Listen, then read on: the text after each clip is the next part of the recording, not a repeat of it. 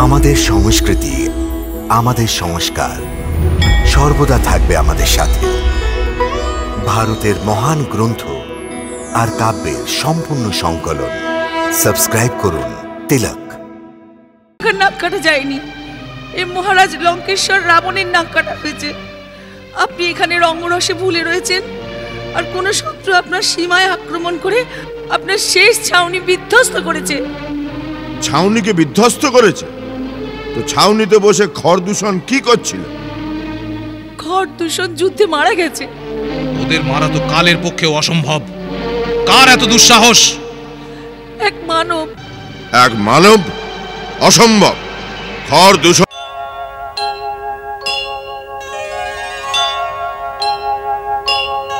মহারাজের দোহাই, আমার উপর অত্যাচার হয়েছে। লঙ্কেশ্বর মহারাজা রাবণের দোহাই। কি হয়েছে শূর্পণখা?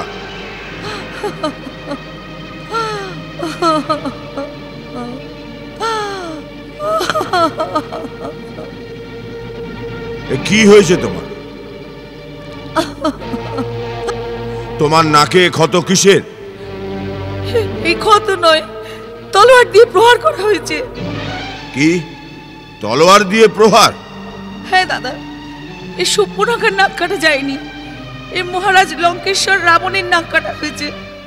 আপনি এখানে রঙ্গরসে ভুলে রয়েছেন, আর কোন শত্রু আপনার সীমায় আক্রমণ করে আপনার শেষ ছাউনি বিধ্বস্ত করেছে। ছাউনিকে বিধ্বস্ত করেছে? তো ছাউনিতে বসে খরদূষণ কি করছিল? খরদূষণ যুদ্ধে মারা গেছে। ওদের মারা তো কালের পক্ষে অসম্ভব। কার এত দুঃসাহস? এক মানব। এক মানব? অসম্ভব। খরদূষণ দুজনেই শক্তি বলে আর পরাক্রমে আমার চেয়ে কোনোভাবেই কম নয়। এক মানব তাদের মেরে ফেললো, এ কথা আমি বিশ্বাস করি না। অকম্পন, তুমি চুপ কেন? শূর্পণখা যা বলছে তা কি সত্যি? হ্যাঁ, এ সত্যি মহারাজ। এর অর্থ হলো এ সব দেবতাদের ষড়যন্ত্র। এক মানবের আড়াল নিয়ে ওরা আমাদের সীমান্ত আক্রমণ করেছে। কোন কোন দেবতা ছিল ওদের সঙ্গে? ইন্দ্র নিশ্চয়ই এসেছিল। বলো, কোন কোন দেবতা ওদের সহায়তা করেছিল? পিতাশ্রী, এই দেবতাদের পীড়ন করা অনেক দিন হয়ে গেছে। ওরা কি ত্রিলোক বিজয়ী লঙ্কেশ্বরের শক্তি ভুলে গেছে? ইন্দ্র কি ভুলে গেছে মেঘনাদের নাম ইন্দ্রজিৎ কেন? আজ্ঞা দিন পিতাশ্রী, এই সব দেবতাদের বেঁধে এই সভায় উপস্থিত করে দিই। ওদের ষড়যন্ত্র করার উচিত দণ্ড দেওয়া হোক। না যুবরাজ ইন্দ্রজিৎ, ওই মানবের সাথে কোনো দেবতা ছিল না। কোনো দেবতা ছিল না? তবে কোন শক্তি ছিল ওদের সাথে? ও একা ছিল। একা ছিল? ও মানব না ভগবান? স্বয়ং ভগবান বিষ্ণুর পক্ষেও একলা এমন সাহস করা কঠিন হতো। হ্যাঁ দাদা, উনি তো মানব, কিন্তু এক অলৌকিক মানব। ওনার ছোট ভাইও সঙ্গে আছেন। দুজনের রূপেই এমন মোহ আছে যে একবার দেখলে দৃষ্টি সরাতে ইচ্ছে করে না। ওদের সাথে এক নারীও আছে, যার রূপ একবার দেখলে কামদেব মোহিত হয়ে যাবে। কোন দেবাঙ্গনা, অপ্সরা, গন্ধর্ব, কিন্নর, এমনকি নাগকন্যা ও সৌন্দর্যের কাছে জিততে পারবে না। শূর্পণখা, তুমি আমাকে মানবদের আর ওই নারীর রূপের মোহের কথা বলো না। আমাকে ওই মানবদের শক্তি আর বলের বিচার করতে দাও। আমায় ভাবতে দাও কি কারণে রাবণের শক্তিকে আক্রমণ করার সাহস দেখায়। এর পেছনে কি রহস্য?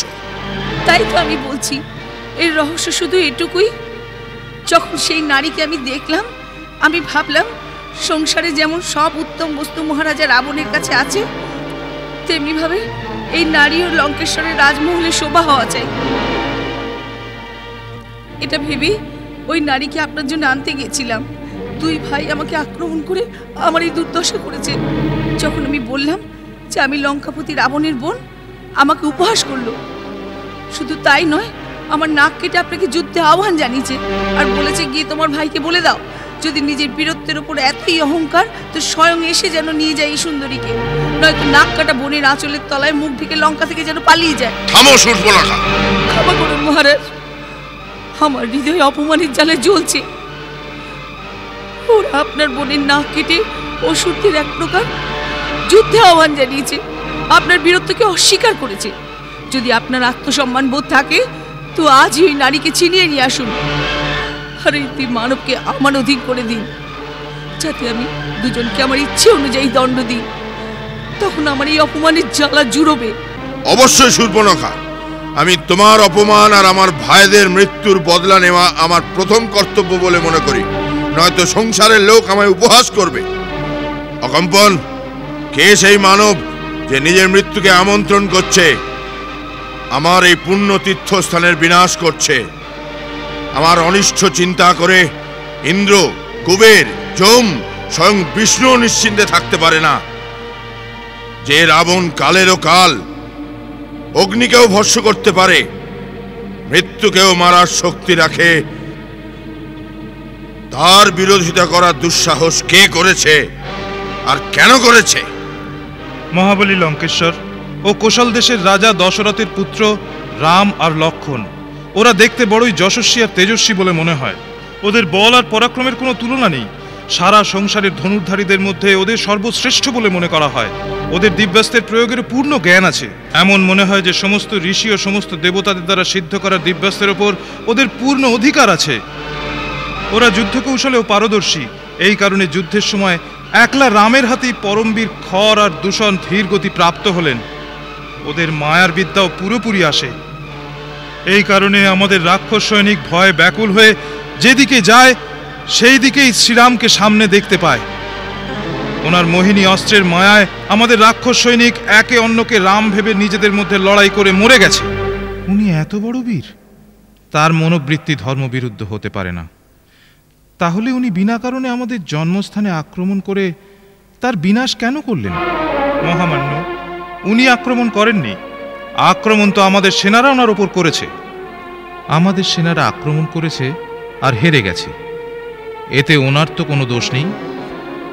আর এর আগে ওরা আমাদের কোনো ক্ষতিও করেনি। আমার তো মনে হয় ওদের আক্রমণ করা অনুচিত হয়েছে। বিভীষণ, আপনি এই বিষয়টাও ভাবুন। গত কয়েক বছর ধরে এই দুই রাজকুমার দণ্ডকারণ্যে ঋষি আর মুনিদের রক্ষার উত্তরদায়িত্ব নিজেদের উপর নিয়ে নিয়েছিল। ওদের আশ্রয় পেয়ে ঋষি আর মুনিরা বনে নির্ভয়ে চলাফেরা করছে। ওদের কর্মে এমন মনে হচ্ছে যে পৃথিবী থেকে রাক্ষসদের শেষ করে দেবে। ওরা বিরাটের মতো অনেক বলবান রাক্ষসকেও মেরে ফেলেছে, যারা নিজেদের আহারের খোঁজে তপবনে গিয়ে ঋষি আর মুনিদের ভক্ষণ করে বেঁচে থাকত। এই অপরাধের জন্য ওদের অবশ্যই দণ্ডপ্রাপ্ত হওয়া উচিত। খর আর দূষণ ওদের আক্রমণ করে উচিত কাজ করেছে। এটা শুধু আবেশের কথা যুবরাজ ইন্দ্রজিৎ। বুদ্ধির তর্ক এর বিপরীত হবে। সবচেয়ে প্রথম কথা হলো এই যে উনি নিজের সীমার ভেতর নিজের প্রজার রক্ষা করেছেন, যা ওনার পূর্ণ অধিকার আছে। দ্বিতীয়ত, যার শৌর্যের ব্যাখ্যা আমরা আগে থেকে শুনে আসছি, তাদের শক্তির পুরো সন্ধান না করে সেনাপতি খর আর দূষণের কেবল এক নারীর প্রলোভনে আক্রমণ করে নিজের সেনার সর্বনাশ করেছে। এর চেয়ে বড় ভুল আর কি হতে পারে? বিভীষণ দাদা, তুমি হাতে চুরি পরে বসে থাকো আর নীতির কথা বলো এইভাবে। কারোর বোনের এমন দুর্গতি হলে সে নীতি অনীতির কথা ভাবে। এই ধরনের সংস্কৃতি কোনো বীর জাতির কখনো হতে পারে না। অন্ধ বীরত্ব কোনো কাজের নয়, শেষে নীতি আর ধর্মেরই বিজয় হয়। বিভীষণ, বীর পুরুষ আত্মসম্মান নিয়েই বেঁচে থাকে।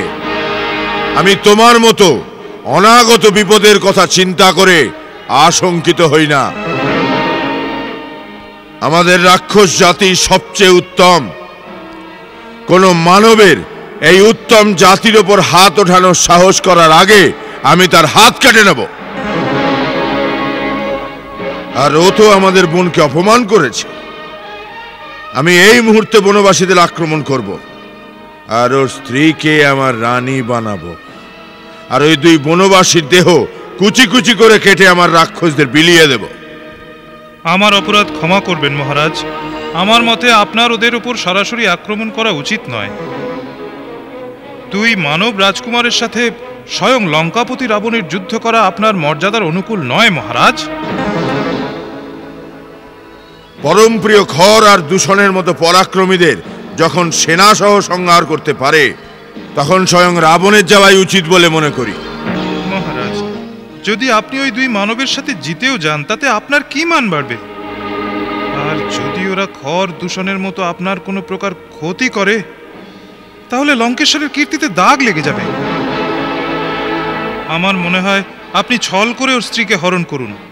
রাম নিজের স্ত্রীকে অত্যধিক ভালোবাসে। ও হারিয়ে গেলে সেই শোকে ও স্বয়ংই আত্মরা হয়ে যাবে।